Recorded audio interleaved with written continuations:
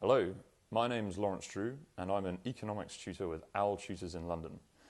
Today I'm going to be teaching you about what money is by talking you through how money has got to where we are today.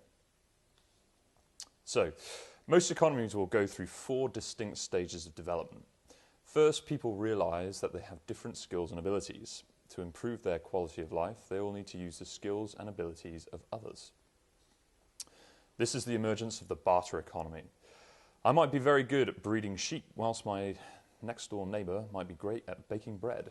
In order to have a better quality of life, I can have lamb and bread by exchanging goods with my neighbour. Although this system has benefits, it also has problems. Because my sheep only breed once a year, I can only trade them for bread after spring. In addition to this, sheep are not easily divisible.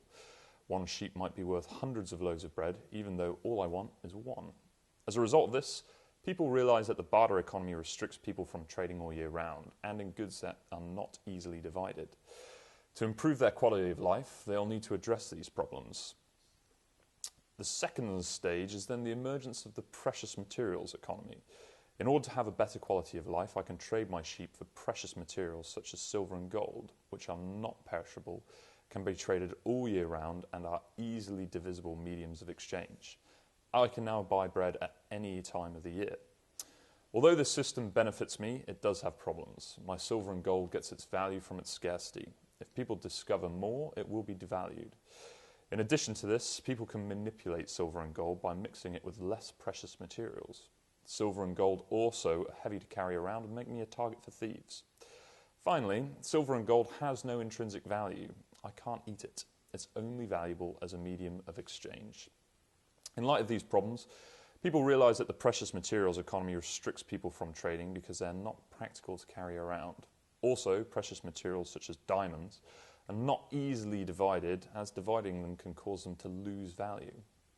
In order to improve their quality of life further still, they will need to address these problems. Next, we'll have the emergence of the economy of paper promises backed by precious materials. In order to have a better quality of life, I can deposit my silver and gold in a bank in return for a paper promise entitling the bearer to its return.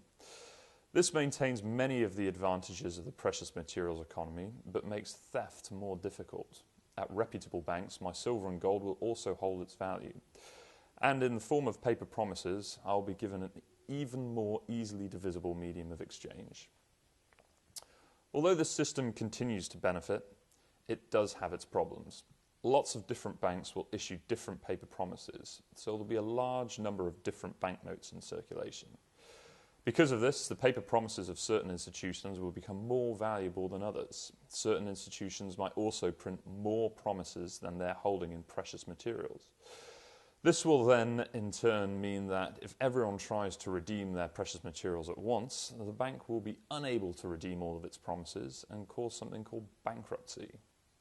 Also, paper promises can only be redeemed from the bank where the precious materials were stored. The further I travel away from my bank, the less likely people are to accept these paper promises.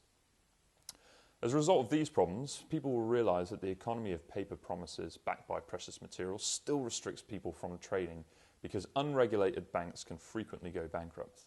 Additionally, having thousands of different banknotes is impractical for trading within a large economy, and that to improve their quality of life, they'll need to address these problems. This will lead to the final emergence of the economy of promises backed by government guarantees. In order to be able to trade widely in a large economy, I can deposit my silver and gold in a central government bank in return for a standard nationwide paper promises that must be accepted as legal tender by law. What the government will quickly realise is that there will be insufficient precious materials to redeem the currency in circulation and will likely separate its promises from the claim on a precious material. These paper promises become fiat money, which is what we have today. Despite not being linked to any claim on precious materials, fiat money has its intrinsic value because the law states that it's the only form of legal tender. All trading must take place using it. So what is money? Money is a divisible medium of exchange that should hold its value. It sits over all the goods and services in an economy and allows highly specialised individuals within an economy to trade their goods and services for others. The fiat money that we use today is non-perishable, easily divisible and tradable, easily transported and deposited. It's regulated to make it relatively well protected against theft and should hold its value as long as governments keep its scarcity. However, herein lies the greatest weakness of fiat money. There's no guarantee that it will hold its value because its scarcity can be undermined by governments simply printing more. My name is Lawrence Drew. I'm an economics tutor with Our Tutors, and I hope that taught you about what money is.